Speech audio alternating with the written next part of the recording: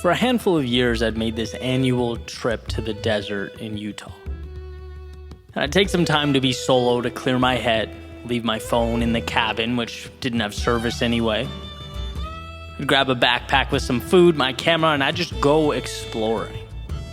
From the time the sun came up to the time it went down, I'd follow trails through the canyons, climb over rocks, wedge myself between boulders, traverse open fields. I would get lost in something so far outside the realm of my standard day-to-day that life, it didn't feel like life. It felt surreal. And one day I was out there, and I guess I got kind of carried away making a running video. I looked down at the map as the sun was setting and realized I was miles from the car. In the desert. Not a good place to be. And this panic set over me, right? It was a mix of fear and annoyance with myself for letting something so stupid happen. This is precisely the vulnerability that the routine of our day-to-day lives seeks to mitigate. This is Society 101. We pay taxes and stop at red lights in exchange for the certainty that we won't die in the middle of a random desert. But hey, look, life comes at you quickly. Suddenly, that safety net wasn't there to protect me. Now what? I started running in what I believed to be the general direction I came from. Backpack full of camera gear and empty water bottles bouncing up and down with each step. My heart was pounding so fast that it felt like a movie. It didn't feel real, and as the sun lowered itself behind the mountains, I wasn't quite sure what it would leave for me. Look, we know obstacles hurt, but the unknown really hurts. In the sky, it turned this beautiful blue, purple, otherworldly color. I guess it was the landscape saying goodbye before it faded to black. And I knew it would be black, like can't see the hand in front of your face black. And as I continued on, the night sure validated my concerns. I had to stop running. I had to walk because I could no longer see the bushes and rocks I was stepping over. Eventually I paused for a second, reeled myself in, put my hands on my hips, sighed, looked up. Noticed something I never really had before. The sky. Well, that makes zero sense, one might think, considering I'm a human being and I live on Earth where there's very clearly a sky, but no, not like that. Not like Utah desert sky. A trillion tiny candles that felt so real that I felt for the first time nothing separated them from me. I was a part of it. I was immersed in a blanket of stars.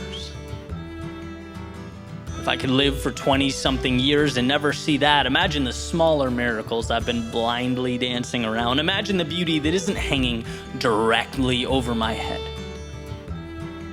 It was out there, and I vowed from now on I'd find it just like this path home, but hey, let's start there. And perhaps in the moment was that I felt part of something bigger than my mini crisis. Or maybe it was because common sense had finally set in. But I got this feeling of calm. By momentarily losing myself in the stars, I came back down to Earth. I understood everything would be okay, that worst case, I'd just pace back and forth until the sun came up. I mean, sure, it wasn't 100% everything would be fine, but is it ever? I proceeded to walk forward, eyes fixated on the ground in front of me, using the screen on my camera as a guiding light. Perhaps this wasn't the right path, but at this point it was the one I had committed to. Some time went by, and I saw in the distance what I was pretty sure was either a cell phone or a flashlight, which I know, what a concept. I followed it, more sure of myself with each step forward, eventually passing a sign indicating that the trailhead was 1/4 mile in the same direction. I paused again and smiled to myself. Ultimately, I found the parking lot, hopped in the car, just as the odds suggested I would, and I departed for my mini adventure. As I was driving back, windows down, headlights cutting through the darkness, the only sound, the tires making their way over the gravel below, I sat there thinking and realized I actually felt sad.